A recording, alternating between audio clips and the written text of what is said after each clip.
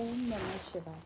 पूर्व काल में चित्रभानु नामक एक शिकारी था। जानवरों की हत्या करके वह अपने परिवारों को पालता था। वह एक साहूकार का कर्जदार भी था, लेकिन उसका ऋण समय पर ना चुका सका। क्रोधित साहूकार ने शिकारी को शिव मठ में बंदी बना लिया। संयोग से उस दिन शिवरात्रि थी। शिकारी ध्यान मग्न होकर शिव संबंधी धार्मिक बातें सुनता रहा।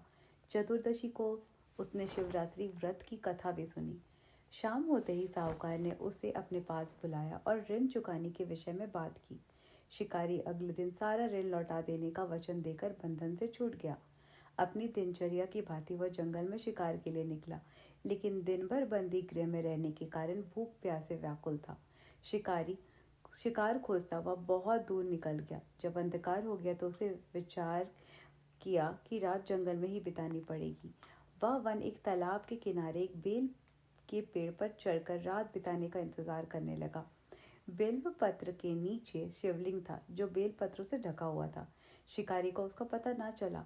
पड़ाव बनाते समय उसने जो टहनियां तोड़ी वह संयोग से शिवलिंग पर गिरती चली गई।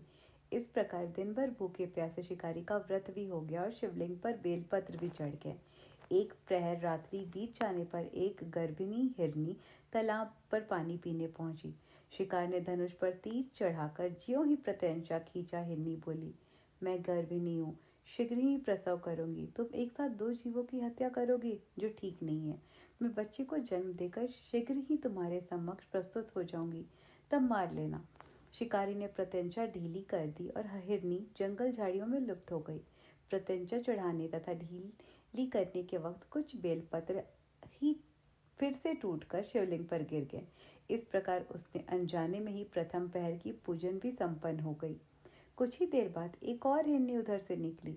शिकारी की प्रसन्नता का ठिकाना ना रहा।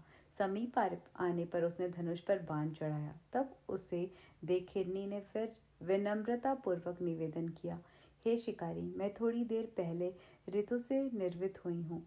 कामातुर विरनी हूँ, अपने प्रिय की खोज में भटकी हूँ। मैं अपने पति से मिलकर शीघ्र ही तुम्हारे पास आ जाऊंगी। शिकारी ने उसे भी जाने दिया। दो बार शिकारी को खोकर उसका माथा ठनका। वह चिंता में पड़ गया। रात्रि का आखिरी पहर बीत रहा था। इस बार भी धनुष से लगकर कुछ बेलपत्र शिवलिंग पर जा गिरे तथा दूसरे पहर की पूजन भी संपन्न हो गई। तभी एक अन्य हिरनी अपने बच्चों के साथ उधर से निकली। शिकारी के लिए वह स्वर्णिम अवसर था। उसने धनुष पर तीर चढ़ाने में देर नहीं लगाई। वह तीर छोड़ने ही वाला था कि हिरनी बोली, हे शिकारी, मैं इन बच्चों को उनके पिता के हवाले करके लौट आऊंगी। इस समय मुझे मत मारो। शिकारी हंसा और बोला, सामने आए शिकार को छोड़ दूं? मैं ऐसा मूर्ख नहीं हूँ। इससे पहले मैं दो बार अपना शिकार खो चुका हूँ। मेरे बच्चे भूख प्यास से व्यग्र हो रहे होंगे। उत्तर में हिरनी ने फिर कहा, जैसे तुमने अपने बच्चों की ममता सता रही है, ठीक वैसे ही मुझे भी। हे शिकारी, मेरा विश्वास करो, मैं इन्हें इनके पिता के पास छोड़कर तुरंत लौटने की प्रतिज्ञा करती हूँ। हिरनी का दुख भरा स्वर सुनकर शिकारी को उस पर दया आ गई। उसने उस हिरनी को भी जाने दिया। शिकार के अभाव में तथा भूख प्यास से व्याकुल शिकारी अनजाने में ही बेल वृक्ष पर बैठा बेलपत्र तोड़ तोड़ कर नीचे फेंकता जा रहा था। थोड़ी देर बाद एक हष्ट पुष्ट मृग उसी रास्ते पर आया। शिकारी ने सोच लिया कि इसका शिकार वह अवश्य करेगा। शिकारी की तीन प्रत्यंशा देकर मृग विनती स्वर में बोला, हे शिकारी, यदि तुमने मुझसे पूर्व आने वाली तीन हिरनी तथा छोटे छोटे बच्चे को मार डाला है, तो मुझे भी मारने में विलंब ना करो, ताकि मुझे उनके वियोग में एक क्षण भी दुख ना सहना पड़े। मैं उन हिरनियों का पति हूँ। यदि तुमने उन्हें जीवन दान दिया है, तो मुझे भी कुछ क्षण का जीवन देने की कृपा करो। मैं उनसे मिलकर तुम्हारे समक्ष उपस्थित हो जाऊंगा। मृग की बातें सुनते ही शिकारी के सामने पूरी रात का घटना चक्र घूम गया। उसने सारी कथा मृग को सुना दी। तब मृग ने कहा, मेरी तीनों पत्नियां जिस प्रकार प्रतिज्ञाबद्ध होकर गई हैं, मेरी मृत्यु से अपने धर्म का पालन नहीं कर पाएंगी। अतः जैसे तुमने उन्हें विश्वास पात्र मानकर छोड़ा है, वैसे मुझे भी जाने दो। मैं उन सबके साथ तुम्हारे सामने शीघ्र ही उपस्थित होता हूँ। शिकारी ने उसे भी जाने दिया। इस प्रकार प्रातः हो आई। उपवास, रात्रि जागरण तथा शिवलिंग पर बेलपत्र चढ़ाने से अनजाने में ही शिवरात्रि की पूजा संपन्न हो गई। पर अनजाने में ही हुई पूजन का परिणाम उसे तत्काल मिला। शिकारी का हिंसक हृदय निर्मल हो गया। उसने भगवत शक्ति का वास हो गया। थोड़ी ही देर बाद वह मृग सपरिवार शिकारी के समक्ष उपस्थित हो गया ताकि वह उनका शिकार कर सके। किंतु जंगली पशुओं की ऐसी सत्यता, सात्विकता एवं सामूहिक प्रेम भावना देखकर शिकारी को बड़ी गलीन हुई। उसने मृग परिवार को जीवन दान दे दिया।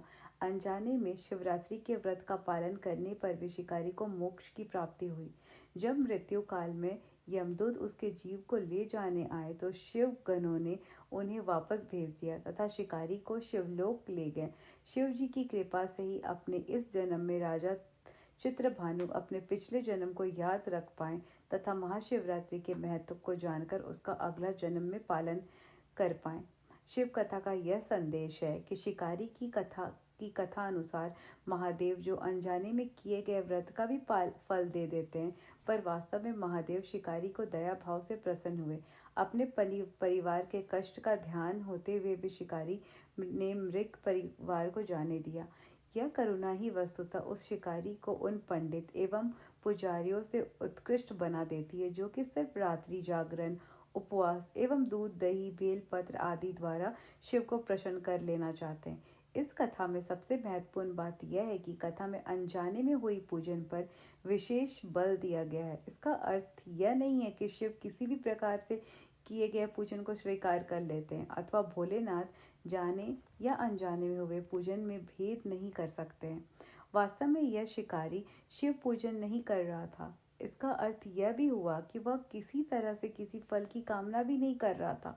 उसने मृग परिवार को समय एवं जीवन दान दिया जो कि शिव पूजन के समान है। शिव का अर्थ ही कल्याण होता है। उन निरीह प्राणियों का कल्याण करने के कारण वह शिव तत्व को जान पाया तथा उसका शिव से साक्षात्कार हुआ।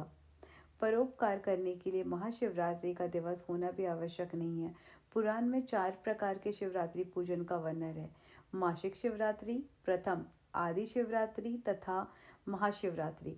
पुराण वर्णित अंतिम शिवरात्रि है नित्य शिवरात्रि। वस्तुतः प्रत्येक रात्रि की शिवरात्रि है।